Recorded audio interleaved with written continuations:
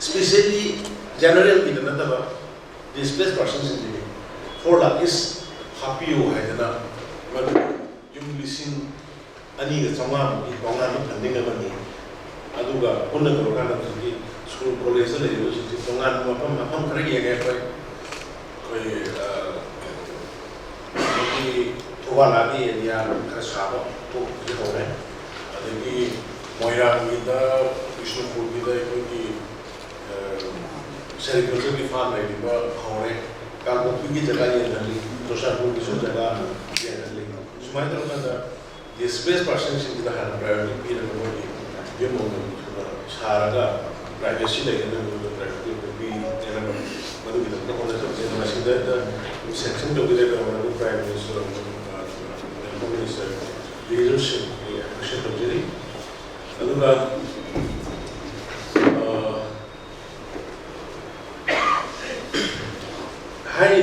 similar proposals in urban area urban area the generally affected area see the show proposal like urban I think I'm gonna national highway project Unshara Dipan is good than my project 38 national highway to shoot clearance. I am not going to be meeting the clearance later. The national highway 37 Mapam Granda land compensation the big from the Piro, the Piro is good. Honorable Union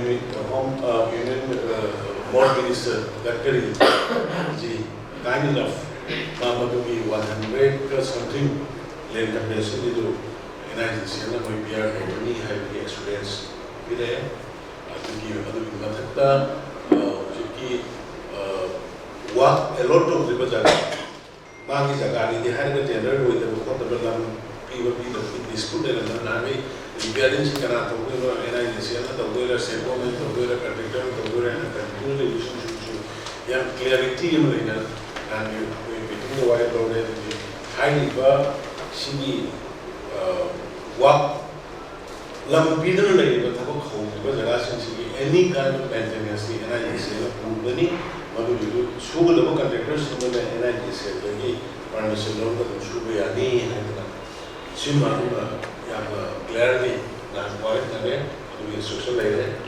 I was second, I'm a high project to be one of using certain national highway project for the clearance lower another 1,000 crore.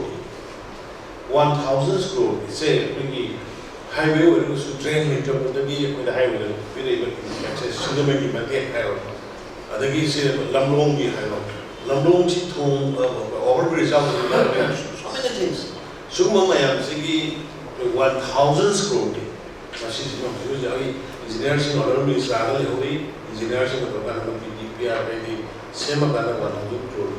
In a board level, Singgi Posima Koi, the young country will be Singgi level that Maya be there. I think I'm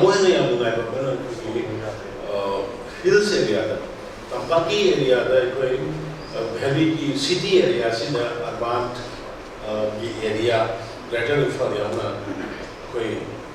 concrete road over there. Concrete road in the other road, we negotiation in this stage. High visiting Mother Taikona, ministry, the Hilly, like the secret quarters in City. Hilly, the secret quarters in City, surround at least kilometer in Pani areas.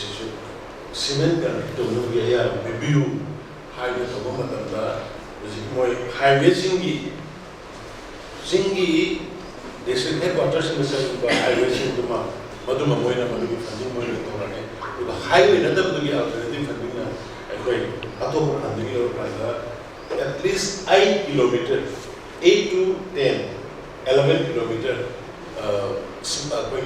district headquarters in this Roina to Kenos Highway. Country road. Sima. Adagi mo yaman nungai pa manamu akhoi gi ai kanon kiranisi ju honorable minister MOBC by mana akhoi gi development last 5 years mamang ya han tam gi madu gi akhoi gi achievement mayam mango utbama he was surprised when residential school sagaliba ugi LM block sagaliba tamai da sagaliba adagi kaino da Sanapati da sagaliba residential schools adagi Savana Manda adagi Helki si mayam si ubudaina mangani aina through MOBC a hill area Manipur hill area landscape change so many na ye mo na video ri na the practical minna bunga na mayam harau ko ka bi suddenly I know that I know why I carry my name back home. So my question kind of the reason I am kind of Manipur see man in sports that I question gradually will go example. I don't know machine.